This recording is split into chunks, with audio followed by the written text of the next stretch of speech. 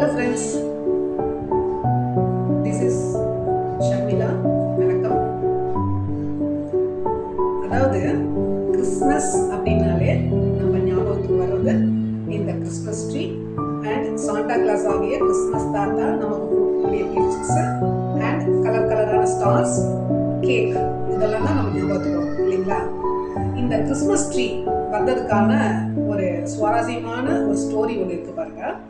அதாவது கிபி 10ஆம் நூற்றாண்டுல ஜெர்மனியில வாழ்ந்து வந்த ஃபாதர் செயின்ட் போனிடெஸ்ட் அப்படிங்கிற அவர் வந்து ஒரு கிறிஸ்தவர் வந்து மத பிரச்சாரம் செஞ்சுட்டு இருந்தாங்க. அந்த சமயத்துல வந்துட்டு என்னாச்சு அப்படின்னா, கிறிஸ்தவர்களுக்கு மத்தியில நிறைய மூட நம்பிக்கைகள் இருக்கு அப்படின்னு சொல்லிட்டு அவர் வந்து என்ன பண்றாரு அப்படின்னா, அது அறவோட ஒழிக்கணும் அப்படின்னு சொல்லிட்டு அவங்க என்ன பண்ணாங்க அப்படின்னா, அந்த கிறிஸ்தவர்கள் வந்து ஒரு ஓக் ட்ரீ வந்து அது வந்து வளர்ந்து வரதை பார்த்துட்டு அது வந்து கிறிஸ்மஸ் ட்ரீ, இது வந்து ஏசப்பா அப்படின்னு சொல்லிட்டு அவங்க நினைச்சிட்டு ப்ரேயர் பண்ணிட்டு வாழ்ந்து வந்திருக்காங்க கிறிஸ்தவர்கள். இது வந்து மூட நம்பிக்கைன்னு சொல்லிட்டு அந்த ஃபாதர் என்ன பண்ணியிருக்காரு, அடியோட வெட்டி இருக்காங்க. திரும்பவும் வளரக்கூடாதுங்கிறதுக்காக அந்த வேரையும் பிடுங்கி எரிஞ்சிட்டாராமா. இது என்ன ஆச்சு அப்படின்னா, அந்த பிடுங்கி எரிஞ்ச இடத்துல இருந்து அடியில ஒரு ஓக் மரம், அந்த கண்ணு வந்து வளர்ந்துட்டு வருது.